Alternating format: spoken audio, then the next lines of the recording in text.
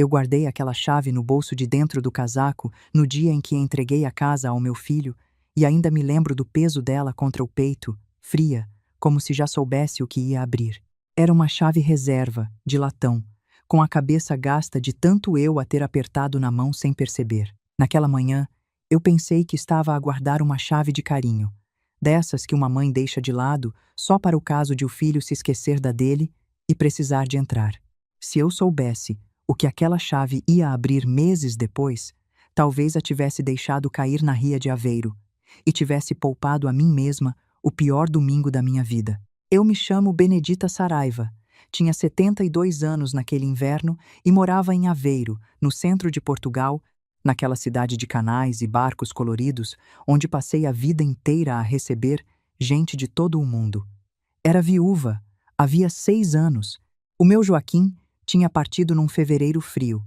De repente, sentado na cadeira dele junto à janela, com o jornal aberto no colo e os óculos ainda no nariz. Eu encontrei-o assim, como quem dormiu a meio de uma frase.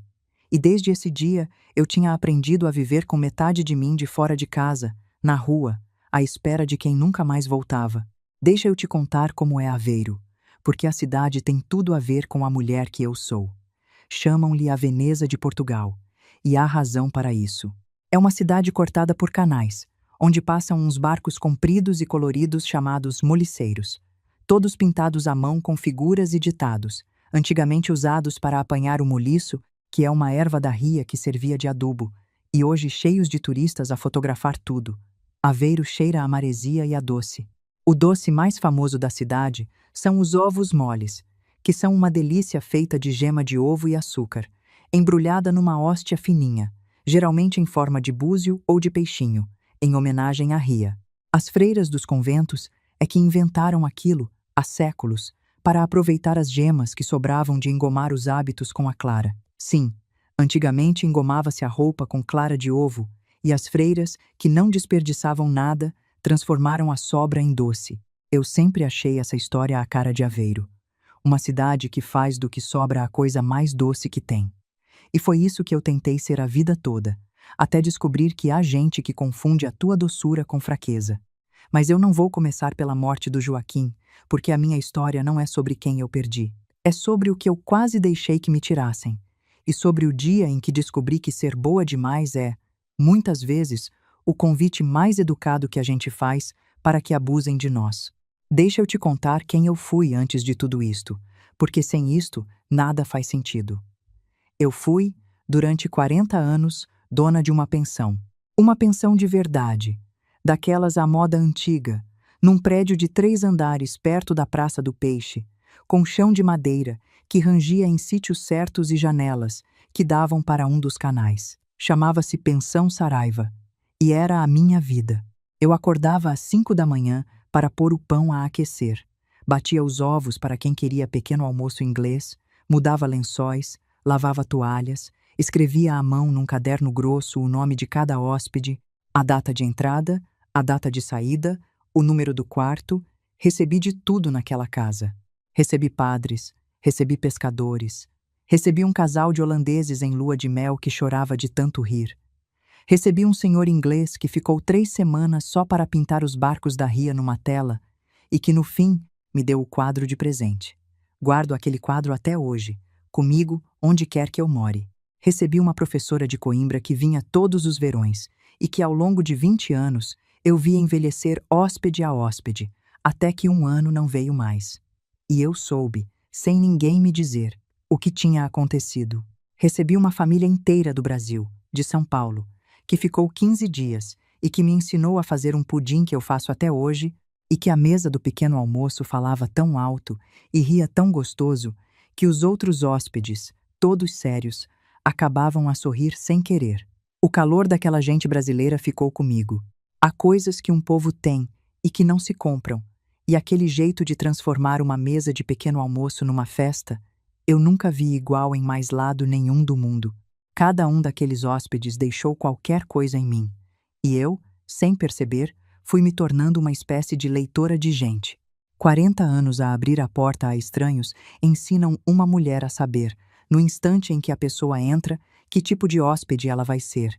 pela maneira de pedir a chave, pela maneira de olhar para o quarto, pela maneira de tratar quem serve. Eu acertava quase sempre. Era um dom que a vida me deu de tanto eu praticar.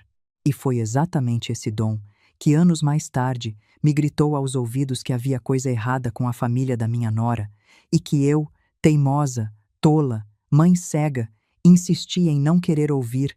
Vou te explicar uma coisa sobre ter uma pensão em Portugal, porque isto vai pesar mais à frente do que parece agora. Receber hóspedes ali não é coisa que se faça de qualquer maneira. Tem regra, tem lei, tem livro de registro que a gente é obrigada a manter, tem a polícia de fronteiras que pede os dados de quem entra e sai, tem licença de utilização, tem o registro na junta de freguesia. Eu fiz tudo certo durante 40 anos. Cada hóspede que dormiu debaixo do meu teto entrou num papel, com nome e documento, como manda a lei portuguesa. Eu tinha orgulho disso, porque hospedar gente, do jeito certo, é abrir a tua casa ao estranho e ainda assim manter a tua honra de pé. E eu sabia fazer isso melhor do que ninguém naquela rua. Por isso, quando chegar a parte em que alguém transforma uma casa num negócio às escondidas, sem licença, sem papel, sem vergonha, eu quero que você se lembre de que estava a ver aquilo, a mulher que passou a vida a fazer aquilo direito. Eu reconheço uma casa sendo usada do jeito errado, da mesma maneira que um padeiro reconhece pão queimado pelo cheiro, sem precisar de olhar. O meu filho chama-se Rui. Era o meu único filho, a minha cria, o menino que eu carreguei sozinha pela pensão às costas enquanto servia o pequeno almoço de 8 quartos. O Joaquim trabalhava de carpinteiro, saía cedo e voltava tarde, cheirando a serradura e a verniz. E era um homem bom, um homem de poucas palavras e mãos de ouro. Mas a pensão era minha, e o Rui cresceu ali no meio, a brincar nos corredores, a esconder-se debaixo das mesas do refeitório, a roubar torradas da bandeja dos hóspedes. Cresceu rodeado de gente do mundo inteiro, e era o queridinho de todos os hóspedes, que lhe traziam rebuçados de longe e lhe ensinavam palavras nas suas línguas. Aquele menino aprendeu a dizer obrigado em 7 idiomas antes de saber ler. Tinha um sorriso que desarmava qualquer um. E talvez tenha sido esse o problema, porque quem desarma os outros com um sorriso desde miúdo nunca aprende a precisar de mais nada para se safar na vida. Eu dei tudo àquele menino. Tudo. As minhas horas, o meu cansaço, o meu dinheiro, a minha paciência sem fundo. Tudo o que eu tinha e tudo o que eu não tinha. E talvez esse tenha sido o meu erro maior. Mas a gente só percebe esse tipo de erro quando já é tarde demais para o desfazer, quando o menino já é homem e o homem já não sabe ficar de pé sem a mãe por baixo a segurá-lo. O Rui cresceu e fez-se um homem doce, mas mole. Tenho de dizer assim, porque é a verdade, e a estas alturas da vida eu já não tenho idade para mentir, nem para mim mesma. Era um rapaz, de quem todos gostavam e em quem ninguém mandava menos do que ele mesmo. Trabalhava com vendas, dessas comissões que num mês enchem e no outro secam, e sempre que secavam era a porta da minha pensão que ele batia. A renda atrasada, a prestação do carro, uma dívida aqui, um aperto ali, e eu, claro, abria a gaveta. Sempre abria a gaveta. Mãe que foi pensão a vida toda, tem sempre uma gaveta para abrir, e tem sempre um filho que aprende cedo onde fica essa gaveta. E aqui, eu preciso de ser honesta sobre a minha parte na coisa, porque seria fácil contar esta história como se eu fosse só vítima, e eu não fui só vítima. Eu fui, durante anos, a fornecedora do problema. Cada vez que o Rui aparecia de cabeça baixa a dizer mãe, é só desta vez, no mês que vem eu devolvo, eu sabia, lá no fundo, que não havia mês que vem, que não havia devolução, que aquilo era um poço sem fundo. Mas eu abria a gaveta na mesma. Sabe por quê? Porque eu não aguentava ver a cara do meu filho murchar. Aquela cara de desânimo dele, dos olhos baixos, era uma coisa que me apertava o peito de um jeito que eu fazia qualquer negócio para a fazer desaparecer. Eu dizia a mim mesma que era amor. Demorei 72 anos a perceber que muita coisa que a gente chama de amor é, na verdade, a nossa própria incapacidade de aguentar o desconforto de ver quem amamos sofrer um bocadinho. E é desse não aguentar, todo nosso, que nascem os filhos que nunca crescem. Reparem nisto, porque é a raiz de tudo o que veio depois. Um filho mole não nasce mole. É feito mole, devagarinho, por uma mãe que diz sim quando devia dizer não, vez após vez, com a melhor das intenções e o pior dos resultados. Aos 41 anos, o Rui era casado com a Sandra havia 10 anos. E aqui eu preciso de respirar fundo antes de falar, porque a Sandra é uma daquelas pessoas de quem é difícil dizer mal sem parecer sogra invejosa, e eu nunca quis ser essa figura. A Sandra tinha 38 anos, era bonita de um jeito arrumado, sempre com a roupa a condizer, sempre com o sorriso na medida certa. Educada, cordial e fria como o mármore da entrada da minha pensão num dia de janeiro. Nunca me tratou mal à frente dos outros. Nunca levantou a voz. Mas havia nela uma coisa que eu sentia e não sabia nomear, uma espécie de cálculo por trás de cada gentileza, como quem soma a conta enquanto sorri. Eu achava que era impressão minha. Eu, que passei 40 anos a ler gente pelo modo como pediam a chave do quarto, achei que era impressão minha. Que tola! Vou dar-te um exemplo, para entenderes o tipo de mulher que era a Sandra. Num Natal, eu tinha dado a cada um deles um presente, e ao Rui calhou uma camisola que eu tinha demorado semanas a tricotar, daquelas de lã grossa, feita ponto a ponto, com o frio da ria nos dedos. A Sandra pegou na camisola, olhou para a etiqueta de dentro, viu que era feita à mão e disse, com aquele sorriso: "Ai, que querido! Feito em casa!" Hoje em dia, já quase ninguém tem tempo para estas coisas.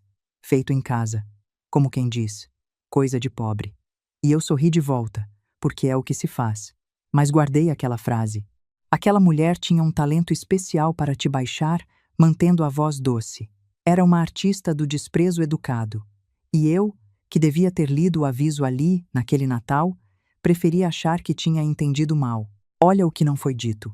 O perigo, muitas vezes, não está em quem te grita na cara, está em quem te sorri enquanto te mede. Eles não tinham filhos, e isso, de certa forma, deixava tudo mais nu, porque não havia neto para amaciar as arestas, não havia uma criança a quem eu pudesse agarrar-me como desculpa para aguentar o que viesse. Era só eu, o Rui e a Sandra, 3 adultos numa mesa.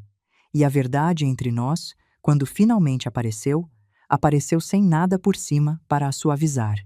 Agora preciso de te apresentar os pais da Sandra, porque foram eles, no fim, que protagonizaram o pior daquela história. Chamavam-se Lourdes e Fernando Pinto. Eram reformados, viviam de uma pensão modesta numa casa arrendada em Ilhavo, ali ao lado de Aveiro, e tinham com a vida uma relação de queixa permanente dessas pessoas que acham que o mundo lhes deve qualquer coisa e que nunca chegou à fatura. A Lourdes era a força da casa. Uma mulher de voz alta, mãos rápidas, olhos que mediam tudo o que entrava num cômodo, móveis, joias, tamanho de sala, qualidade do tecido das cortinas. O Fernando era o oposto, um homem encolhido, de poucas palavras, que seguia a mulher como sombra segue corpo. Onde a Lourdes ia, o Fernando ia atrás, e o que a Lourdes decidia, o Fernando assinava por baixo, sem ler. Eu sempre os achei interessados demais no que era meu. Não sei explicar bem. Era a maneira como a Lourdes olhava para a minha pensão quando vinha visitar, como quem avalia, como quem calcula quanto aquilo rendia, como quem já estava a fazer contas de uma herança que não lhe pertencia. Uma vez, numa dessas visitas, eu apanhei-a no corredor da pensão, a contar as portas dos quartos com o dedo, baixinho. 1, 2, 3, 4, como quem soma camas, como quem calcula a ocupação. Quando deu por mim, sorriu e disse que estava só a admirar a casa. Que casa tão bem conservada, Dona Benedita. Mas eu vi o dedo a contar. Eu, que contei aquelas portas a vida toda, conheço o gesto de quem conta portas com ganância nos olhos. Outra vez, ao jantar, o Fernando, que quase nunca falava, soltou, do nada, que uma pensão daquelas, bem localizada, devia valer um bom dinheiro nos dias de hoje, com o turismo como estava. E a Lourdes deu-lhe um olhar rápido, de quem manda calar, e mudou de assunto. Mas o assunto tinha sido dito. Aquela gente, a minha mesa, a comer da minha comida, já estava a avaliar o que era meu. Eu reparava, mas calava. Sempre calei. E o silêncio. Eu aprendi tarde demais. É o terreno mais fértil que existe para a ganância dos outros crescer à vontade. Foi numa noite de outono, daquelas em que a umidade da ria entra pelos ossos, que eu tomei a decisão que mudou tudo. Os 10 anos de casamento do Rui e da Sandra estavam a chegar, e eu fiquei a pensar no que lhes podia dar. Eu tinha dinheiro guardado, e não era pouco. 40 anos de pensão, com o Joaquim a fazer móveis por encomenda nas horas vagas, dá um pé de meia respeitável quando se vive com pouco e se guarda com juízo. Cada euro daquela conta tinha cheiro de café da manhã servido a estranhos, de lençol passado a ferro às 6 da manhã, de serradura no avental do meu marido. Era dinheiro suado, dinheiro honesto, dinheiro que eu nunca tinha gasto comigo. E eu decidi que ia gastá-lo no meu filho. Para você entender o que era aquele dinheiro, deixa eu te traduzir em coisas reais, porque número solto não diz nada a ninguém. Aquele dinheiro eram 40 invernos a levantar-me às 5 da manhã, com o corpo a doer, para acender o forno antes de os hóspedes acordarem. Eram milhares de lençóis lavados à mão antes de eu ter máquina, e depois mais milhares na máquina. Eram as minhas férias que eu nunca tirei, porque pensão não fecha, pensão não tira férias. Quem tem pensão é escrava boa de um negócio que ama. Eram os sapatos que eu não comprei, os vestidos que eu remendei em vez de trocar, os restaurantes a que eu não fui porque tinha hóspedes para servir em casa. Cada euro daquela conta era um bocadinho de vida que eu não vivi para o guardar. E eu ia entregar tudo aquilo, de uma vez, com as 2 mãos abertas, ao meu único filho. Era a coisa mais bonita e mais perigosa que uma mãe pode fazer, e eu fiz as duas ao mesmo tempo, sem ver o perigo, cega de amor. Não queria dar-lhe um jantar, nem uma viagem, nem um relógio que se perde na gaveta. Queria dar-lhe uma coisa que ficasse. Uma casa de verdade, com paredes e teto e chão, onde ele pudesse envelhecer com tranquilidade que eu nunca tive. Foi a coisa mais bonita e mais burra que eu fiz na vida. As 2 coisas ao mesmo tempo. E ainda hoje não sei se me arrependo, porque foi essa burrice que me ensinou tudo o que eu precisava de saber. Procurei durante semanas, e encontrei. Era um palheiro restaurado na Costa Nova, ali pertinho de Aveiro, à beira da ria. Deixa eu te contar como é a Costa Nova, porque sem isso você não vai entender o tamanho do presente.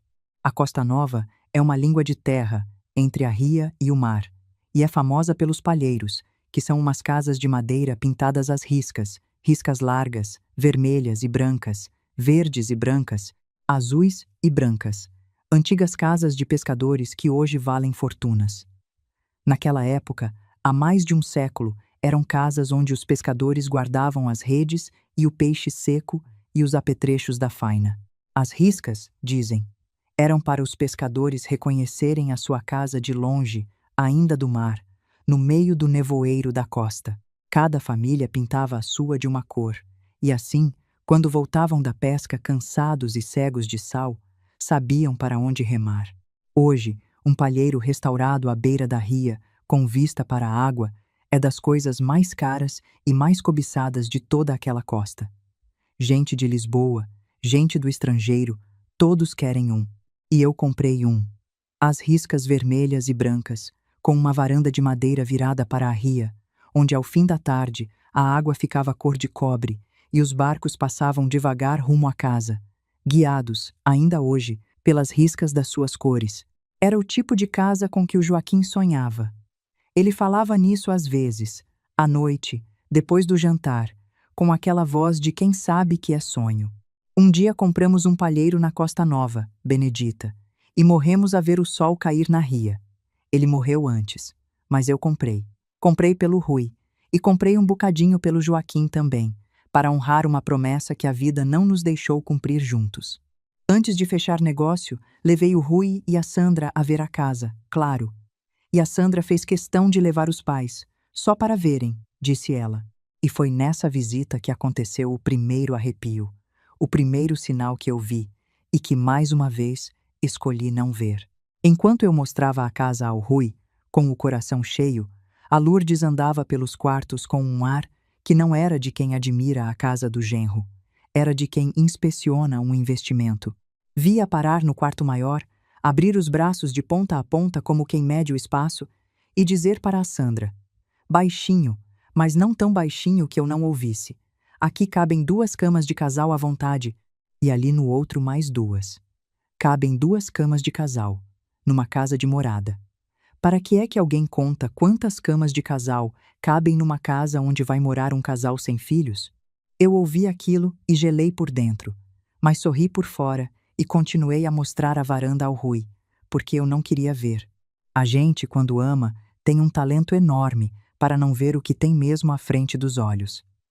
Eu hospedei gente a vida inteira. Sei reconhecer quem está a contar camas para alugar. Só não quis acreditar no que os meus olhos viram naquele quarto. E foi quando fui tratar dos papéis que aconteceu, a primeira coisa que, sem eu saber, me ia salvar. Eu fui ao cartório, ao notário, para tratar da transmissão da casa para o nome do Rui e da Sandra. Mas vou te confessar uma coisa sobre mim. Uma mania velha que carrego desde os tempos da pensão. Eu nunca, em 40 anos, assinei um papel com pressa. Nunca. Hóspede que chegava de noite e queria entrar sem preencher a ficha. Esperava. Fornecedor que trazia o contrato já preenchido para eu assinar ali, na hora, ouvia de mim que eu lia em casa e respondia no dia seguinte. Papel assinado às pressas, eu aprendi cedo. É dívida no escuro. A minha mãe dizia isso. E a minha mãe, que Deus a tenha, nunca se enganou numa só vez na vida sobre dinheiro. Então, quando o notário pôs o papel à minha frente, aquele papel que passava a casa definitivamente para o nome dos dois, eu olhei para ele. E qualquer coisa dentro de mim travou. Não era desconfiança consciente. Era só a velha mania. Eu disse: hoje não, doutor. Hoje estou cansada. Não tenho a cabeça para assinaturas. Deixe-me levar para ler com calma. O notário, um homem paciente, disse que estava bem, que ficava tudo como estava até eu voltar, que a casa permanecia registrada no meu nome enquanto eu não assinasse a transmissão. E eu peguei na pasta, levei para casa e guardei na gaveta da cômoda do meu quarto, debaixo de uma toalha bordada. Deixa eu te explicar uma coisa sobre como funciona dar uma casa a alguém em Portugal, porque foi exatamente neste detalhe que toda a minha história se decidiu, sem eu saber. Aqui, quando uma pessoa quer dar um imóvel a outra, faz-se uma escritura de doação, que é um documento feito perante o notário, e essa escritura tem depois de ser registrada na Conservatória do Registro Predial, que é o sítio onde fica anotado, oficialmente, de quem é cada casa do país. Enquanto essa escritura não é assinada e registrada, a casa continua a ser, perante a lei, de quem a comprou. Não interessa quem mora lá, não interessa quem tem a chave, não interessa quem fez a festa de inauguração. O que vale é o nome no registro. No Brasil é parecido. Também não basta a vontade nem a entrega das chaves. É preciso escritura e registro no cartório de registro de imóveis para a casa mudar de dono de verdade. Nisto, os dois países são irmãos. E essa irmandade, esse pormenor chato de papel que tanta gente acha burocracia inútil, foi o que me salvou. Mas naquele dia, eu não pensei em nada disto. Eu só estava cansada e com a velha mania. Guardei a pasta na gaveta, debaixo da toalha bordada, e deixei o assunto para depois. E o depois nunca chegou. Esqueci-me daquele papel como quem esquece um guarda-chuva num dia de sol. A vida andou. O aniversário de casamento chegou, e eu nunca mais voltei ao notário para assinar. Aquela assinatura que eu não fiz. Guarda essa frase. Eu só me lembrei dela muito, muito mais tarde, num momento em que ela passou de papel esquecido à tábua de salvação. Mas naquele dia, eu juro, eu nem pensei mais nisso. Chegou o dia da inauguração. Eu organizei tudo. Fiz questão de levar comida da minha mão, porque pensão nenhuma desaprende a alimentar gente, e eu queria que aquela casa começasse a vida dela com o cheiro da minha cozinha. Levei ovos moles de aveiro numas caixinhas, levei broa, levei um bacalhau com natas numa travessa enrolada em panos para não esfriar. Cheguei cedo, com a chave da minha cópia no bolso, o coração leve, a achar que estava a entrar no dia mais feliz dos últimos anos. E os pais da Sandra já lá estavam. Eu estranhei na hora, mas engoli. A Lourdes abriu-me a porta da casa que eu tinha comprado, como se a porta fosse dela, e disse com aquele sorriso fino: "Ah, é a senhora Benedita. Entre, entre. Viemos mais cedo para ajudar a preparar." ajudar a preparar. Na casa que eu paguei, a receber-me à porta como se a anfitriã fosse ela e a visita fosse eu. Olha o detalhe. Não deixe passar isso. Quem abre a porta de uma casa é quem se sente dono dela. E a Lourdes abriu-me a porta da casa do meu filho com a naturalidade de quem já tinha dormido ali muitas noites. Reparem na linguagem do corpo dela, porque o corpo nunca mente. Ela não se afastou para me deixar passar, como faz quem recebe uma visita. Ela ficou no meio do vão da porta e eu é que tive de me encolher de lado para entrar, na minha própria casa. Quem manda numa casa é quem ocupa o centro das passagens e obriga os outros a desviar-se. Eu sabia disso de cor, dos meus 40 anos de pensão. Mas naquele dia, preferi achar que era só falta de jeito da Lourdes. Entrei. A casa estava linda, é verdade. O Rui veio abraçar-me, emocionado, com os olhos úmidos, e por um instante eu esqueci o arrepio da porta. A Sandra agradeceu-me com um beijo seco em cada face e um obrigada, Dona Benedita, que tinha a temperatura de uma pedra. Mas o Rui estava feliz, e a felicidade do meu filho sempre foi o suficiente para eu engolir qualquer coisa. Ele levou-me pela casa toda, a mostrar-me cada divisão como se eu não a conhecesse, e em cada quarto dizia: Mãe, olha que maravilha! Mãe, nunca pensei ter uma casa assim, e eu derretia-me. Porque ver aquele homem grande e comovido como menino era o pagamento de cada lençol que eu lavei na vida. Pus a comida na cozinha. E foi aí que vi a Lourdes a fazer uma coisa que me ficou atravessada na garganta o resto do dia. Ela pegou nas minhas caixinhas de ovos moles, abriu-as, pôs os doces numa travessa da casa e começou a oferecê-los aos convidados, andando pela sala, como se os tivesse feito ela. Provem, provem, dizia, estão deliciosos. Fui buscá-los esta manhã à melhor confeitaria de Aveiro. Fui buscá-los esta manhã. Os meus ovos moles, comprados com o meu dinheiro, na casa que eu comprei, oferecidos pela mãe da minha nora aos convidados como se fossem dádiva dela, com direito à mentira por cima. E desfilava com a travessa de um convidado para o outro, com a pose de quem recebe um prêmio, o queixo no ar, como se em vez de doces alheios, levasse nas mãos uma medalha de mérito. Eu fiquei à porta da cozinha a ver aquilo e senti uma coisa que não soube nomear na hora. Hoje sei. Era a primeira pedra de um muro que estava a ser levantado para me deixar do lado de fora. A certa altura, no meio do almoço, a Lourdes levantou-se, foi até a janela da sala, abriu os braços para a vista da ria e disse, alto, para todos ouvirem: Ai, isto aqui dava um alojamento turístico em cheio. Imaginem o que não se cobrava por noite, com esta vista. E riu. E todos riram. Daquele riso amarelo de quem não sabe se a frase é piada ou plano. Eu não ri. Eu, que passei 40 anos a saber exatamente quanto se cobra por noite por uma vista, não ri. Porque eu conheço aquele tom. Aquele não era o tom de quem brinca, era o tom de quem já fez a conta. Antes de ir embora, deixei a minha chave reserva pendurada num prego ao lado da porta da cozinha. Disse ao Rui: Deixo aqui a minha cópia, filho, para qualquer emergência. Se precisares de mim, é só ligar que eu venho. Foi um gesto de mãe, puro. E enquanto eu pendurava a chave naquele prego, eu vi, pelo canto do olho, a Lourdes a olhar para o prego, a registrar exatamente onde a chave ficava. Eu vi, e não dei importância.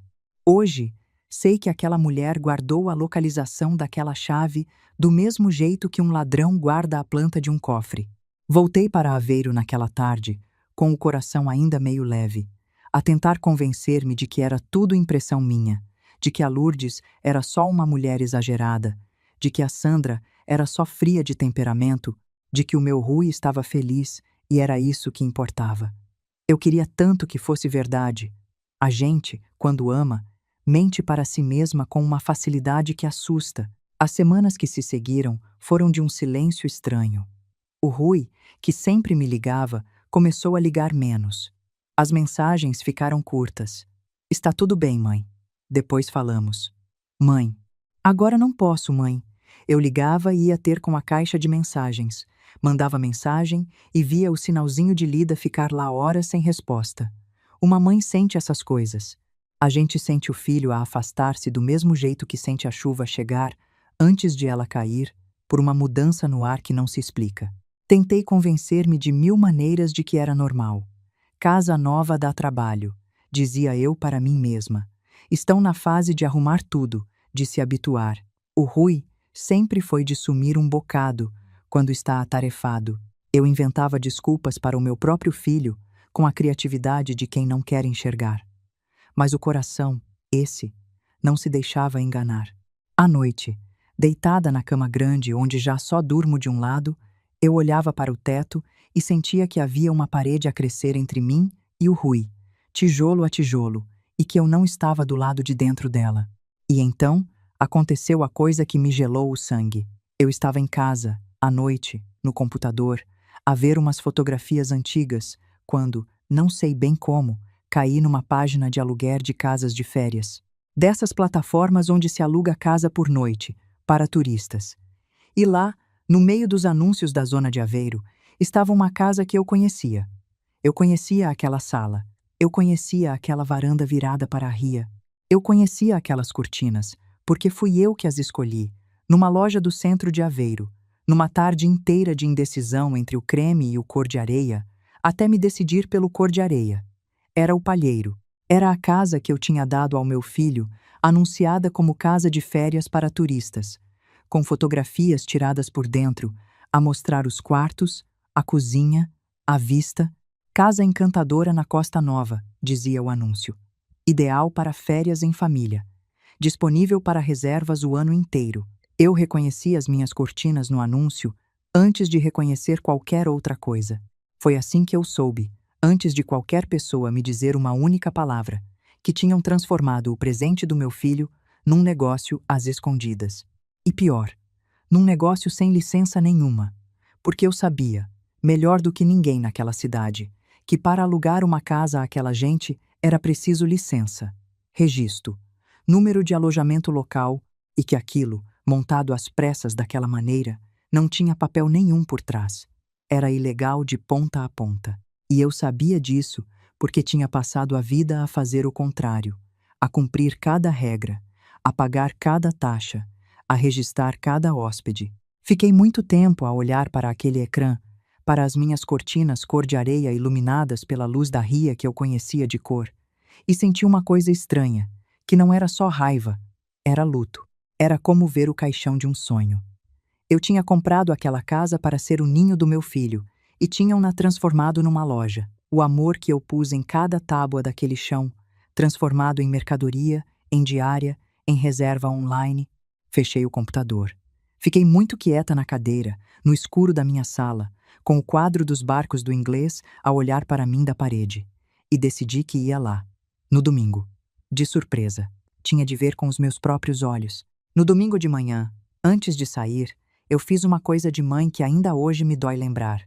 Comprei ovos moles frescos e cortei um ramo de hortênsias do meu quintal, daquelas azuis e cor-de-rosa que o Joaquim plantou e que continuam a dar flores todos os anos, teimosas, como se ele ainda andasse por ali a cuidar delas. Embrulhei as hortênsias num papel, peguei nas caixinhas de doce e fui. Levei flores e doces para a casa do meu filho. Eu devia ter levado um espelho, para eles se verem por dentro. Mas eu levei flores, porque mãe é assim. Mãe leva flores até para o velório dos próprios sonhos.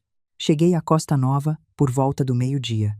O sol estava pálido, daquele inverno do litoral português que não é frio de neve, mas é frio de umidade, um frio que se mete nos ossos e não sai, que entra pela gola do casaco e fica. A ria estava parada, cor de chumbo, e havia poucas pessoas na rua, só um ou outro a passear o cão, gente embrulhada em cachecóis.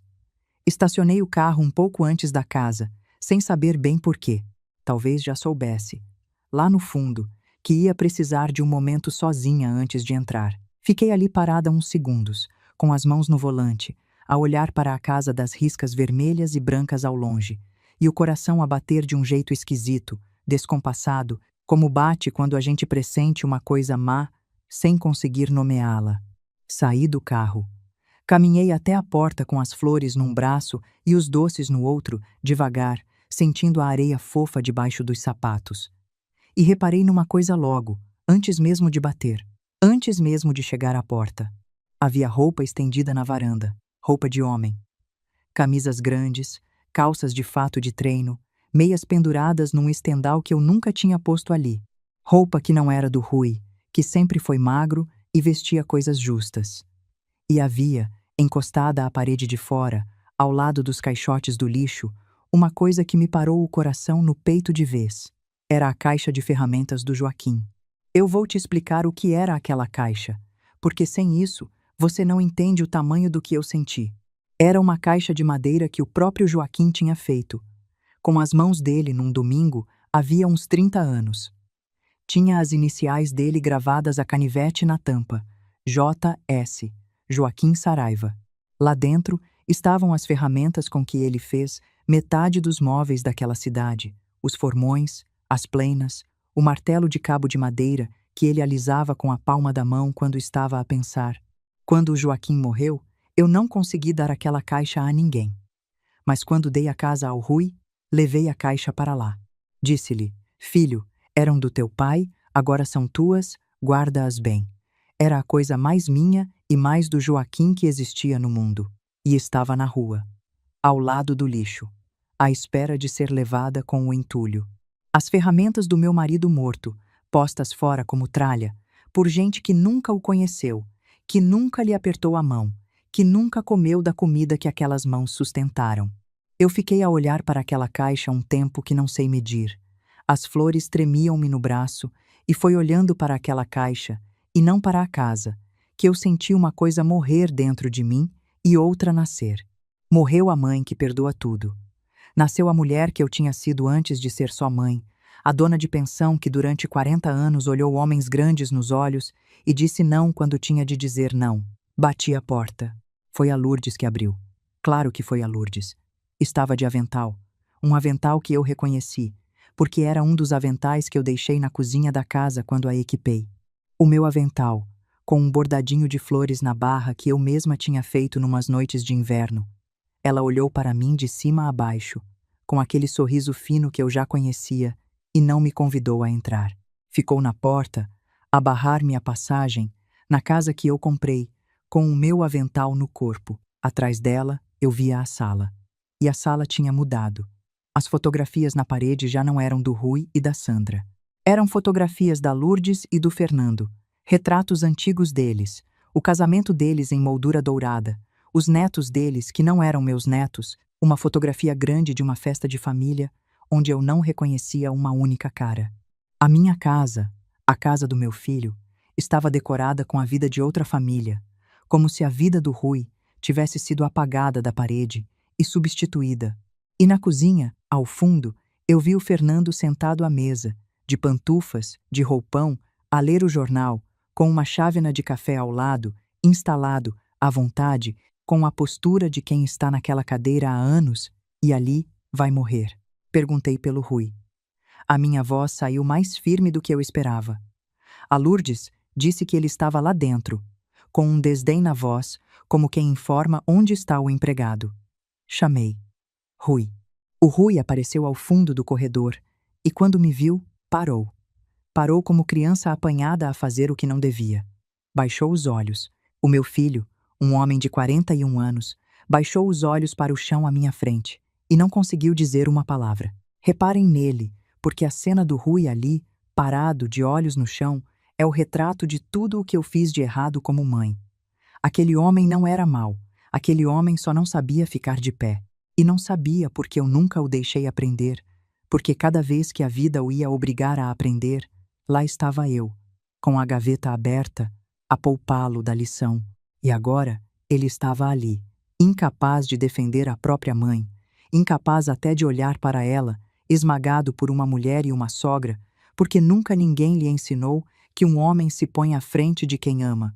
Perguntei outra vez, agora para ele, direto, com a voz a tremer só um bocadinho. Rui, o que é que se passa nesta casa? Por que é que estão aqui os pais da Sandra a viver? Por que é que as ferramentas do teu pai estão na rua, ao lado do lixo? E o Rui não respondeu. Abriu a boca, fechou-a, olhou de relance para a sogra, como quem pede licença para existir, e calou-se. Quem respondeu foi a Lourdes. Ela deu um passo à frente e eu vi o corpo dela mudar. Os ombros endireitaram-se, o queixo subiu, as mãos, aquelas mãos rápidas, vieram cruzar-se por cima do meu avental, num gesto de quem se planta no chão. Era a postura de quem ensaiou, de quem esperou por aquele momento, de quem ia finalmente dizer em voz alta o que andava a saborear em silêncio havia semanas. E disse-me, com uma calma arrepiante, pausando cada palavra para que nenhuma se perdesse: "Pode ir-se embora, Dona Benedita. Esta casa agora é nossa. Esta casa agora é nossa." As palavras ficaram a pairar no ar frio da varanda como fumo que não se dissipa. Por trás dela, na cozinha, o Fernando nem levantou os olhos do jornal. O Rui continuou de cabeça baixa. E eu fiquei ali, no degrau de fora, com as hortênsias do Joaquim num braço e as caixinhas de ovos moles no outro, a olhar para aquela mulher de avental emprestado, a expulsar-me da minha própria casa. Eu não gritei. Há quem espere que uma mãe grite num momento desses, que chore, que se atire, que faça escândalo à porta para os vizinhos ouvirem. Eu não fiz nada disso. 40 anos de pensão ensinam uma mulher a não perder a compostura à frente de quem quer vê-la perder. Eu já tinha tirado da rua hóspedes bêbados, sem levantar a voz. Já tinha enfrentado fornecedores que me queriam enganar sem perder a calma. Já tinha enterrado o homem da minha vida de cabeça erguida. Não ia ser a Lourdes, de avental roubado, a fazer-me gritar. Eu olhei para a Lourdes, devagar. Depois olhei para o Rui, ainda de olhos no chão. Depois olhei, por cima do ombro dela, para o Fernando de pantufas na minha cozinha. E por fim baixei os olhos para o que eu tinha nos braços, as hortênsias azuis e cor-de-rosa do Joaquim e as caixinhas de doce. E percebi como aquilo era ridículo e ao mesmo tempo como aquilo era a minha vida inteira. Eu ali, à porta, com flores e doces nas mãos, a oferecer carinho a quem me preparava uma cilada. A história de uma mãe num só quadro. Pousei as caixinhas de ovos moles no parapeito da janela, com cuidado, devagar, como quem pousa uma coisa que ainda merece respeito, mesmo quando ninguém ali à volta o merecia. E respirei fundo, daquele fundo que vem lá de baixo, dos pés, e que enche uma pessoa de uma calma que assusta. Naquele instante, eu tinha duas escolhas à minha frente, e vi as duas com uma clareza que só a dor traz. Podia chorar ali, deixar que aquela mulher me visse desmoronar, dar-lhe o espetáculo que ela claramente esperava e que ia saborear durante anos. Ou podia lembrar-me de uma coisa que todos eles, naquela casa, tinham esquecido por completo. Uma coisa que estava guardada numa gaveta, em Aveiro, debaixo de uma toalha bordada. Eu escolhi a segunda. Mas antes de te contar o que eu fiz, deixa eu te contar o que saiu daquela porta nos minutos seguintes, porque a Lourdes, como toda a gente que se acha vencedora cedo demais, não conseguiu segurar a língua. Gente gananciosa tem essa fraqueza. Quando pensa que ganhou, fala. Fala demais. E foi a falar demais que ela me entregou, de graça, tudo o que eu precisava de saber. Eu perguntei, muito calma, só para a fazer falar. E o meu filho, sabe disto? A Lourdes soltou uma risada curta, dessas que doem mais do que um insulto. O seu filho, Dona Benedita, faz o que a Sandra manda. E a Sandra é minha filha. A casa vai passar para o nome dela, depois logo se vê, e nós ficamos aqui, que já não estamos em idade de andar a pagar renda em Ilhavo. A senhora deu a casa, está dada, agora é conosco. Olha a cara de pau. Não é descuido, é escolha. Aquela mulher estava a confessar-me na minha cara todo o plano. Fazer o Rui passar a casa para a Sandra, instalar os sogros de Borla, e ainda por cima, eu já sabia das cortinas no anúncio, explorar a casa como alojamento turístico ilegal para encher os bolsos. 3 crimes num só fôlego, ditos com a tranquilidade de quem oferece um café. E então, ela rematou com a frase que, sem ela saber, foi a pá de terra na própria cova. Olhou para mim, de alto a baixo, e disse: "A senhora já está velha. Para que é que precisa de uma casa na ria? Vá descansar, Dona Benedita. Deixe a vida para quem ainda a sabe aproveitar. Para que é que eu precisava de uma casa na ria?" Guardem essa pergunta, porque a resposta a ela é toda esta história. Eu pousei as hortênsias ao lado dos ovos moles, no parapeito, e fiz a única coisa que me importava fazer naquele momento, antes de qualquer palavra.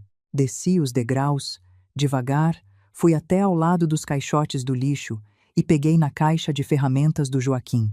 Limpei com a mão a poeira que se tinha juntado na tampa, passei o dedo por cima das iniciais gravadas a canivete, JS, e levantei-a com as duas mãos, que já não são mãos de moça. O peso dela puxou-me os ombros para baixo. Aquela caixa sempre foi pesada. O Joaquim fê-la, de madeira maciça porque dizia que ferramenta boa merece caixa que dure mais que o dono. E durou. Durou mais que ele. Eu encostei-a ao peito, como quem pega num filho pequeno ao colo, e voltei a subir os degraus com ela nos braços, um degrau de cada vez, sem pressa nenhuma. A Lourdes franziu a cara, sem perceber o que eu estava a fazer. O Fernando levantou finalmente os olhos do jornal. O Rui, esse, olhou para mim e os olhos dele encheram-se de água quando viu o que eu tinha nos braços. Ele sabia o que era aquela caixa. Ele cresceu a ver o pai a alisar aquele martelo de cabo de madeira com a palma da mão nas tardes de domingo. Ele sabia que cada uma daquelas ferramentas tinha tocado a vida dele de alguma forma, que com elas o pai tinha feito o berço onde ele dormiu, a cadeira onde ele aprendeu a sentar-se, a cama onde ele ainda dormia, e tinha deixado que as pusessem na rua. E foi aí, com a caixa do Joaquim encostada ao peito, que eu disse a única coisa que precisava de ser dita. Falei baixo. Não precisei de levantar a voz, porque há frases que não precisam de volume, precisam só de verdade por baixo delas. Olhei a Lourdes nos olhos, bem fundo, e disse: fiquem com a casa. Eu recebi reis e mendigos debaixo do meu teto durante 40 anos, minha senhora, e há uma coisa que eu aprendi a fazer melhor do que respirar. Reconhecer, num piscar de olhos, quem entra numa casa para morar e quem entra numa casa para a roubar. A senhora e a sua família entraram para roubar. Não fazem a mínima ideia do que acabaram de ocupar. Mas vão fazer. Vão fazer ideia muito em breve, e vão fazê-la sozinhos. A Lourdes abriu a boca para responder, com certeza para soltar mais um veneno daqueles dela. Mas eu não lhe dei o gosto de esperar pela resposta. Virei costas. Desci os degraus com a caixa de ferramentas nos braços, atravessei o caminho de areia até ao carro, devagar, de cabeça erguida, e não olhei para trás uma única vez. Atrás de mim, ouvi a Lourdes recompor-se do espanto e rir, e dizer qualquer coisa ao Fernando sobre a velha maluca que veio buscar uma caixa de tralha velha. Ouvi-os rir, os dois. Riram-se de mim, à porta da casa que eu paguei, enquanto eu me afastava com as mãos a tremer e a caixa a pesar-me nos braços, como toda a minha vida ali junta. Deixem-nos rir. Gravem esse instante, porque ele é tudo. Eles riam-se de uma mulher que ia embora de mãos vazias, julgavam eles, e não perceberam, nenhum deles, que aquela mulher levava nos braços a única coisa que importava, e que tinha guardada, numa gaveta em Aveiro, debaixo de uma toalha bordada, a chave de tudo. Eles tinham uma casa emprestada sem saber que era emprestada. Eu tinha a verdade, e a verdade, quando é paciente, é a coisa mais paciente do mundo. Espera o tempo que for preciso, e nunca, nunca falha a hora de chegar. Pus a caixa do Joaquim no banco do carro, ao meu lado, com o cinto de segurança por cima dela, juro que pus, e só então me permiti chorar. Chorei o caminho todo de volta a Aveiro, mas não eram lágrimas de derrota, eram lágrimas de quem acabou de acordar de um sono longo demais. Cheguei a casa, fui direto ao meu quarto, abri a gaveta da cômoda, tirei a toalha bordada e lá estava a pasta do notário, o papel que eu nunca tinha assinado. Vou te explicar agora uma coisa que muda toda esta história e que aqueles três, na casa da Costa Nova, nunca souberam. Eu nunca transmiti a casa. Lembras-te do papel que eu não assinei no notário? Da minha velha mania de não assinar nada com pressa? Pois é. Aquele papel era a escritura de doação. Enquanto eu não a assinasse e não a registrasse na conservatória, a casa continuava a ser minha, comprada com o meu dinheiro, em meu nome, perante a lei e perante o mundo inteiro, e eu nunca a assinei. A pasta estava ali, na minha gaveta, intacta, há meses, esquecida por causa de uma teimosia de velha que naquele momento se revelou a coisa mais inteligente que eu fiz na vida sem sequer ter pensado. Eu tirei aquele papel da gaveta e fiquei a olhar para ele à luz do candeeiro do quarto, e ri. Ri sozinha, no escuro, uma risada que era meio choro, porque a vida tem destas ironias cruéis e perfeitas. A minha mania mais chata, aquela que tantas vezes irritou fornecedores e atrasou negócios, aquela que o próprio Joaquim implicava comigo dizendo: Benedita, assina lá o papel. Mulher, era a mania que agora me devolvia tudo. O meu marido morto, sem saber, tinha me protegido através de um hábito que ele achava ridículo. Aquela gente toda, a Lourdes, o Fernando, a Sandra, tinham se instalado numa casa que achavam ser do Rui e da Sandra, quando na verdade era minha. Minha, do princípio ao fim. Eles não tinham ocupado a casa do Rui. Eles tinham se metido, sem saber, dentro de uma casa que pertencia, em papel e em lei, à velha de quem se riram à porta. A velha a quem a Lourdes perguntou para que é que precisava de uma casa na ria. Sabem o que isso significa na prática?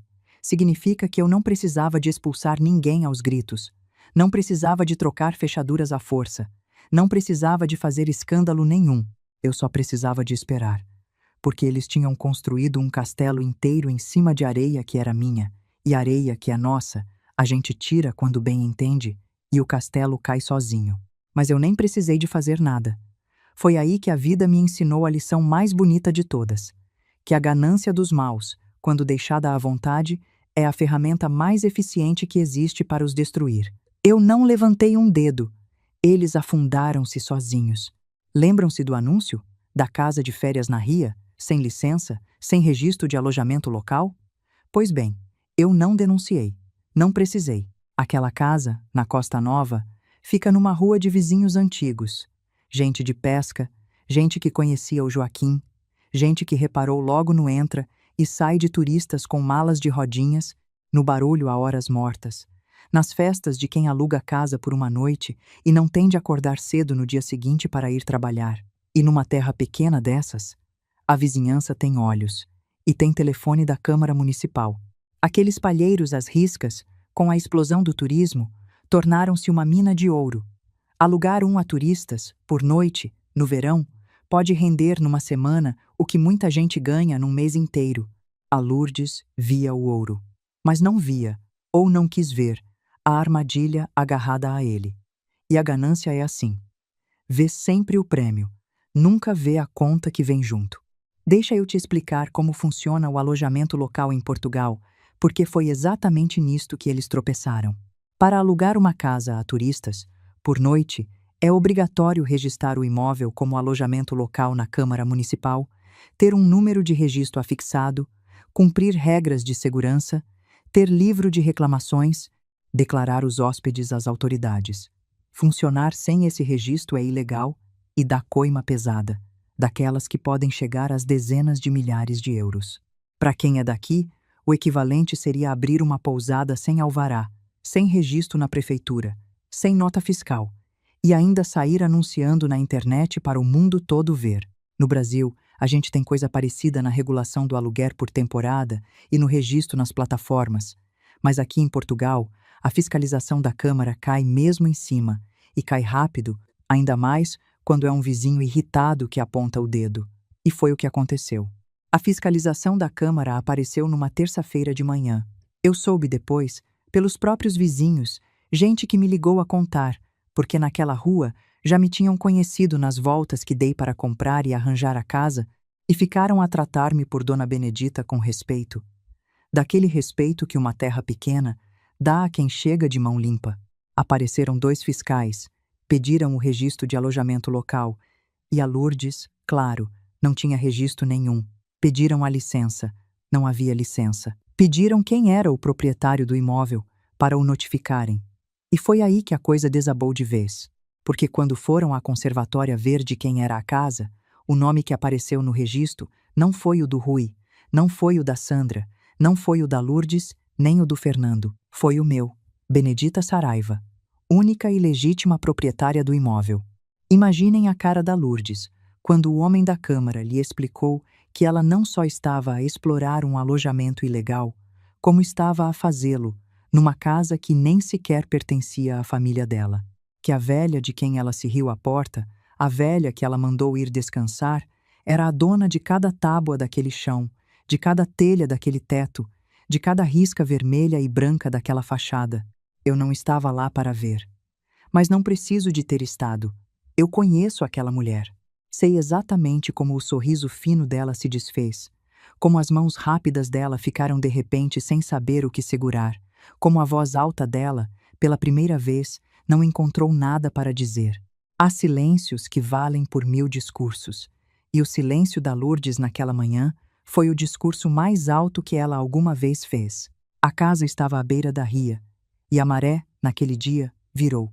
O que veio a seguir veio depressa, como vem sempre quando uma mentira se desmancha. A coima do alojamento ilegal recaiu sobre quem estava a explorá-lo, e não foi pequena.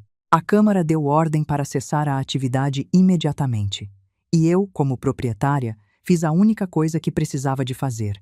Contratei um solicitador, um senhor sério de Aveiro chamado Dr. Almeida, e mandei notificar formalmente todos os ocupantes da casa para a desocuparem, por escrito, com prazo, tudo dentro da lei, tudo no claro, tudo limpo. Aqui, cabe uma palavra sobre como funciona tirar alguém de uma casa, porque muita gente pensa que é só chegar e mandar embora, e não é. Mesmo sendo eu a dona, mesmo estando eles lá sem direito nenhum, eu não podia simplesmente trocar a fechadura e atirar as coisas deles pela janela. Em Portugal, como no Brasil, há um caminho legal a seguir. Notifica-se, dá-se prazo, e se a pessoa não sair, recorre-se ao tribunal. A diferença é que, quando a pessoa não tem absolutamente nenhum título, nenhum contrato, nenhum direito para estar ali, esse caminho é rápido e é certo. No Brasil seria parecido, com a vantagem de que lá a gente tem a justiça gratuita para quem não pode pagar advogado e tem a figura da conciliação que muitas vezes resolve antes de chegar ao juiz. Cada país tem o seu sistema, e os dois, à sua maneira, protegem quem tem a razão e o papel do seu lado. E eu tinha os dois, mas na verdade nem foi preciso chegar ao tribunal. E aqui está a parte mais bonita, a parte que me ensinou tudo. Eles saíram sozinhos, porque uma coisa é ocupar a casa de um genro fraco, achando que ninguém vai reagir. Outra coisa, muito diferente, é descobrir que se está a viver, ilegalmente, dentro da casa registrada, em nome de uma senhora que tem todos os papéis em dia e um solicitador a bater à porta. A vergonha, nestes casos, é mais rápida do que qualquer juiz. E aqui está a parte de que eu mais me orgulho, e quero que você preste atenção nela, porque é a diferença entre mim e eles. Eu não fui lá esfregar nada na cara de ninguém. Não voltei a Costa Nova para ver a humilhação deles. Não levei testemunhas. Não filmei com o telemóvel para mostrar às vizinhas. Não gritei vitória em lado nenhum. Eu sabia o que tinha. Quem tem a verdade na mão, não precisa de a gritar na rua. Mandei o papel pelo solicitador. Esperei o prazo. E deixei que a vergonha fizesse, em silêncio, o trabalho que eu nunca rebaixaria as minhas mãos a fazer. Eles saíram. Tiveram de sair. A Lourdes e o Fernando voltaram para a casa arrendada de Ilhavo, de onde nunca deviam ter saído, com a coima às costas e com uma fama que, numa terra pequena, é pior do que qualquer multa. A fama de terem ocupado a casa da própria consogra e de terem sido postos na rua por ela. Numa terra pequena, esse tipo de história corre de boca em boca, na feira, no café, à porta da igreja ao domingo, e cola na pele, e não sai mais. Pediram a chave reserva de volta, aquela que eu tinha deixado no prego? Não pediram nada. Deixaram a casa, deixaram o meu avental dobrado em cima da mesa da cozinha, e ao lado dele, num gesto que eu nunca saberei se foi de vergonha ou de pressa, deixaram a minha chave de latão, a mesma do prego, pousada como quem devolve uma coisa roubada, sem coragem de olhar para ela. Foram-se, sem se despedirem, sem um pedido de desculpas, sem nada. A última coisa que soube é que a Lourdes nunca mais conseguiu olhar uma vizinha nos olhos na feira de Ilhavo e que deixou de ir à missa da aldeia, onde sempre fez questão de se sentar na primeira fila. A primeira fila, agora, ardia-lhe nas costas. Mas a parte mais difícil de toda esta história não foram eles. Vilão a gente vê de longe, e contra vilão a gente endurece. A parte mais difícil foi o meu filho. Uns dias depois de tudo, o Rui apareceu à minha porta, em Aveiro, sozinho, sem a Sandra. Tinha o rosto cavado de quem não dormia. Havia noites, a barba por fazer, os olhos vermelhos, e ficou ali, parado, à entrada, sem coragem de entrar, igual ao menino que partia um copo e não sabia como me contar. Eu deixei-o entrar. Mãe deixa sempre entrar, mesmo quando devia mandar embora. Mas deixei-o entrar de outra maneira, dessa vez. Sem abrir a gaveta, sem oferecer a solução de bandeja. Só ouvindo, ele sentou-se na minha cozinha, na cadeira onde se sentava em miúdo, e começou a falar, atabalhoado, as palavras a tropeçarem umas nas outras. Mãe, eu não sabia que ia chegar a este ponto. A Sandra disse que era só por uns tempos, que os pais dela estavam apertados com a renda, que era para ajudar. Depois apareceu a ideia do aluguer aos turistas, e eu achei que não, mas a Sandra insistiu, e a mãe dela apertou, e eu não soube dizer que não. E quando dei por mim, mãe, eles tinham mudado tudo. Tinham posto as fotografias deles, tinham começado a falar comigo como se a casa fosse deles, e eu deixei. Eu deixei, mãe. Não sei por que é que eu deixei. E aí ele parou, e olhou para mim, e disse a coisa que mais me doeu. Mãe, eu juro que não fui eu que pus as ferramentas do pai na rua. Foi a Lourdes. Eu nem vi. Quando vi, já estavam lá fora. E foi aí que eu percebi o tamanho exato do problema do meu filho. Não era maldade, era ausência. Ele não tinha feito o mal com as próprias mãos, é verdade, mas tinha deixado fazer.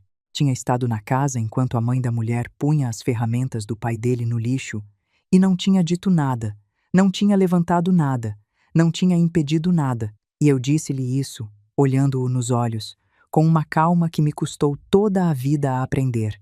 Rui, eu acredito que não foste tu. Acredito mesmo. Mas ouve bem o que eu te vou dizer, porque é a coisa mais importante que esta tua mãe alguma vez te disse. Não chega a não fazer o mal. Há uma diferença entre um homem e um menino, e a diferença é esta. O menino deixa as coisas acontecerem e depois chora, e diz que não foi ele. O homem põe-se à frente das coisas antes de elas acontecerem, mesmo que lhe custe, mesmo que tenha de enfrentar a mulher, a sogra, o mundo inteiro. Tu deixaste. E deixar, filho, quando se trata de defender quem a gente ama, é também uma forma de fazer. O Rui baixou a cabeça e chorou. Chorou como não chorava desde miúdo. E eu não me levantei para o abraçar logo, como teria feito a vida inteira. Deixei-o chorar, deixei a lição entrar. Porque há abraços que damos cedo demais e que apagam a lição antes de ela ensinar, e eu já tinha dado abraços a mais e lições a menos àquele filho. Doeu-me mais o silêncio do meu filho naquele dia, a cabeça baixa dele, os ombros a tremer, do que todos os risos da Lourdes juntos, porque dos maus eu não esperava nada, e de quem não se espera nada, não se leva desilusão. Mas do Rui eu esperava. Esperei a vida inteira. E vê-lo, ali, fraco, incapaz de me ter defendido, foi a ferida que demorou mais a sarar, muito mais do que a casa, muito mais do que o avental roubado, muito mais do que a frase da Lourdes à porta. A Sandra? A Sandra mostrou quem era, no instante exato em que deixou de haver dinheiro e casa para ganhar. Quando percebeu que a casa nunca tinha sido deles, que não havia herança nenhuma a passar para o nome dela, que a sogra não era a velha tola que ela julgava, mas a proprietária de tudo, a Sandra fez as malas. E reparem na frieza, porque isto é de uma frieza que só se vê em filme. Ela não fez as malas com raiva, não houve gritaria, não houve cena. Ela fez as malas com a mesma calma com que somava as contas por trás dos sorrisos.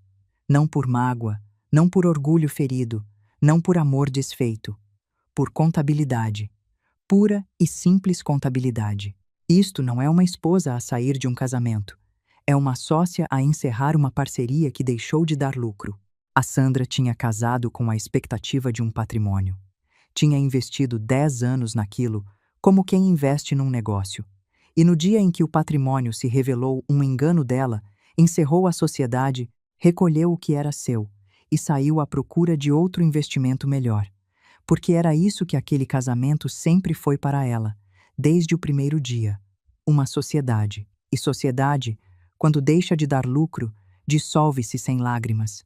O Rui ficou destroçado, claro. Por mais fraco que ele tivesse sido, amava a Sandra de verdade, à maneira dele. E ver a mulher sair daquele jeito, sem um pingo de dor, foi para ele um segundo soco depois do primeiro. Mas com o tempo, eu vi que aquele segundo soco foi o que finalmente o acordou. Porque uma coisa é a mãe avisar que a mulher não te ama de verdade. Outra é ver, com os próprios olhos, a mulher arrumar as malas com a frieza de quem arruma um armário. Há lições que só doem o suficiente quando vêm da própria vida. O casamento do Rui acabou poucos meses depois. E o Rui, sozinho, endividado, sem a casa que julgava sua, acabou por me pedir, num jantar, de cabeça baixa, se podia ir morar comigo na pensão, ou então, quem sabe, na casa da Costa Nova, agora que estava vazia. E aqui, eu preciso de te confessar que foi a coisa mais difícil que eu fiz em toda esta história. Mais difícil do que sair daquela porta. Mais difícil do que esperar a vergonha deles em silêncio. Eu disse não ao meu próprio filho. Não, Rui, não vais morar na Costa Nova. Aquela casa eu comprei para te dar um lugar de paz, e tu deixaste que a enchessem de gente que pôs as ferramentas do teu pai no lixo. Eu amo-te, és o meu único filho, e vou amar-te até ao último dia. Mas amar não é a mesma coisa que servir de tapete. Tu vais aprender a pôr-te de pé sozinho, porque foi a única coisa que eu nunca te ensinei, e a culpa disso é minha, por ter aberto a gaveta vezes demais. A gaveta fechou, filho. Por bem teu, fechou. Olha, eu sei o que muita gente pensa quando ouve uma mãe dizer não a um filho, que é dureza, que é falta de coração. Mas deixa eu te dizer uma coisa que só se aprende vivendo. Ajudar sem limite não é amor, é covardia disfarçada de bondade. A gente diz sim a tudo porque não aguenta ver a cara de desânimo do filho. E nesse não aguentar, que é nosso, que é egoísta, a gente cria adultos que nunca aprendem a aguentar nada. Eu fui culpada disso. 40 anos de gaveta aberta fizeram do meu Rui um homem que não sabia dizer não a uma mulher e a sogra dela. E o dia em que eu fechei a gaveta foi o dia em que eu finalmente comecei a ser mãe a sério. Os limites não são o fim do amor, são a forma mais alta dele. Quem te ama de verdade é quem te diz não quando o sim te ia afundar. O Rui não gostou. Saiu magoado daquele jantar, com a sensação de que a própria mãe lhe tinha virado as costas no pior momento da vida dele. E eu fiquei aquela noite acordada, a perguntar-me se tinha sido dura demais, se uma mãe de verdade não devia acolher o filho caído em vez de o mandar aprender a levantar-se sozinho. Foi a noite mais difícil de toda esta história. Porque é fácil dizer não a um vilão. Dizer não a um filho que chora é a coisa mais contra a natureza que existe para uma mãe. Mas eu aguentei. Aguentei porque sabia, lá no fundo, que o sim daquela vez ia afundá-lo, para sempre. E vou te contar o que aconteceu nos meses seguintes. Porque a vida, às vezes, é mais sábia do que a gente, e premeia quem tem a coragem de fazer o que é certo mesmo quando dói, sem ter para onde fugir, sem a gaveta da mãe para abrir, sem a casa para se esconder. O Rui teve de se virar pela primeira vez na vida. E virou-se. Arranjou um emprego de verdade, fixo, com horário e com ordenado certo ao fim do mês, num armazém de uma fábrica de cerâmica de Aveiro, dessas que fazem a louça que sai daqui para o mundo inteiro. Aveiro e a região, aliás, sempre foram terra de cerâmica e de porcelana fina. Há fábricas centenárias por aqui, cuja louça está em mesas de meia Europa. E foi numa dessas que o meu filho, pela primeira vez, aprendeu o que é ganhar o pão com o suor do próprio trabalho, e não com as comissões que vinham e iam nem com a gaveta da mãe. Começou a pagar as próprias dívidas, devagar, do jeito honesto, que é o único jeito que ensina alguma coisa. E uma coisa curiosa aconteceu. À medida que ele começou a sustentar-se, começou também a endireitar as costas. O homem que andava encolhido foi ficando mais firme. A voz, que era de pedir desculpa por existir, foi ganhando chão. Foi como se o trabalho honesto lhe tivesse devolvido uma coluna que a vida fácil lhe tinha tirado. E começou a vir ver-me, aos domingos, não para pedir nada, mas só para estar. A gente conversava na cozinha, ele ajudava-me a descascar batatas, contava-me do trabalho, ria das histórias antigas da pensão, e aos poucos eu fui reconhecendo, debaixo do homem mole que ele tinha sido, o menino bom que eu criei nos corredores da pensão Saraiva. Ele só tinha precisado de cair para aprender a levantar-se. e eu só tinha precisado de ter a coragem, tarde, muito tarde, de o deixar cair. Um domingo, ele chegou com uma coisa embrulhada em papel. Era uma peça de louça que ele tinha comprado com o primeiro ordenado dele, uma travessa pintada à mão, da fábrica onde trabalhava. Para a senhora pôr os ovos moles, mãe, disse ele, com um sorriso meio envergonhado. Eu guardei aquela travessa como se fosse de ouro, porque era a primeira coisa que o meu filho me dava com dinheiro ganho por ele, com as próprias mãos, sem dever nada a ninguém. E valia mais aquela travessa de barro do que a casa inteira da Costa Nova. A caixa de ferramentas do Joaquim eu trouxe comigo daquele domingo e nunca mais a larguei. Não a usei para nada. Não precisava. Ela passou a estar sempre comigo, onde quer que eu estivesse, só para me lembrar, todos os dias, do que quase deixei que me tirassem e do dia em que decidi que não. E a casa da Costa Nova? A casa das riscas vermelhas e brancas, à beira da ria, com a varanda virada para a água, eu fui morar nela. Pois é. A casa que eu comprei para dar ao meu filho, a casa de que a Lourdes me perguntou para que é que eu, velha, precisava, tornou-se a minha casa. Aluguei a pensão Saraiva, em Aveiro, a um casal novo, gente trabalhadora e séria, que vai cuidar bem dela e continuar a receber hóspedes com a dignidade que aquela casa merece, e mudei-me para o palheiro das riscas vermelhas e brancas, à beira da ria. No primeiro dia em que dormi lá, sozinha, naquela casa que tinha sido palco de tanta coisa feia, eu tive medo de não conseguir. Reparem na ironia. A porta que eu abri para entrar de vez na casa foi aberta com a minha chave reserva. Aquela mesma cópia de latão que eu tinha pendurado num prego para emergências, que a Lourdes guardou na memória como um ladrão guarda a planta de um cofre, e que no fim, ela mesma me devolveu ao fugir, sem saber que estava a entregar-me a chave da minha própria paz. As coisas que a gente guarda com amor têm dessas. Voltam para nos abrir as portas certas, até quando passam pelas mãos erradas. Tive medo de que as paredes guardassem o eco da frase da Lourdes, de que eu visse o fantasma do Fernando de pantufas na cozinha cada vez que entrasse nela. Mas aconteceu o contrário. Limpei a casa de alto a baixo com as minhas próprias mãos. Tirei as fotografias deles que ainda restavam. Voltei a pôr na parede as coisas que tinham sentido. Pendurei o quadro dos barcos do inglês na sala e pus a caixa de ferramentas do Joaquim por baixo dele. E quando acabei, a casa já não era a casa que eles tinham sujado. Era a minha casa. A casa que o Joaquim sonhou. E eu senti, pela primeira vez em 6 anos, que não estava completamente sozinha dentro dela. Todas as tardes, quando o sol começa a cair, eu sento-me na varanda de madeira, com uma chávena de chá e uns ovos moles na travessa que o Rui me deu, e fico a ver a ria ficar cor de cobre, os barcos a passar devagar, as garças a pousar na água parada. Foi o que o Joaquim sempre quis, morrer a ver o sol cair na ria.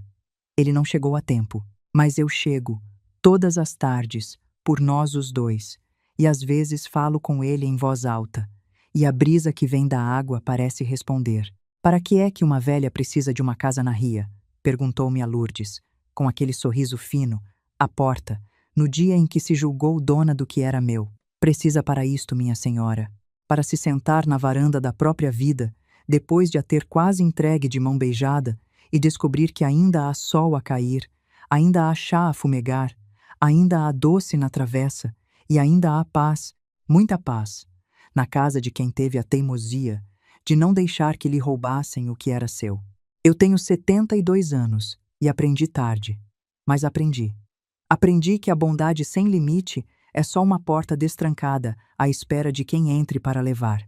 Aprendi que a gente pode amar um filho com a vida toda e ainda assim ter de o deixar cair, para que ele aprenda a andar com as próprias pernas.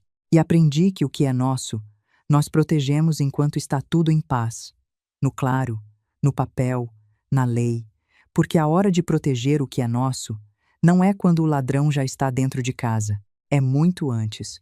Num dia tranquilo, com uma chávena de chá na mão e uma velha mania de não assinar nada com pressa. E aprendi, acima de tudo, uma coisa que eu queria muito que ficasse contigo. Há uma diferença enorme entre dar e entregar-se. Dar é abrir a mão com amor. Entregar-se é deixar que tirem a mão inteira. Eu passei a vida a confundir as duas coisas, a achar que ser mãe, ser boa, ser generosa, era não ter limite nenhum, era estar sempre disponível para ser usada. E quase paguei por essa confusão com a minha casa, com a minha dignidade, com o respeito por mim mesma. Foi preciso uma mulher de avental roubado dizer-me para ir embora da minha própria casa, para eu finalmente entender que amar não é o mesmo que desaparecer. Se há uma coisa que eu queria que você levasse desta minha história, é esta. Não confunda ser boa com ser tola.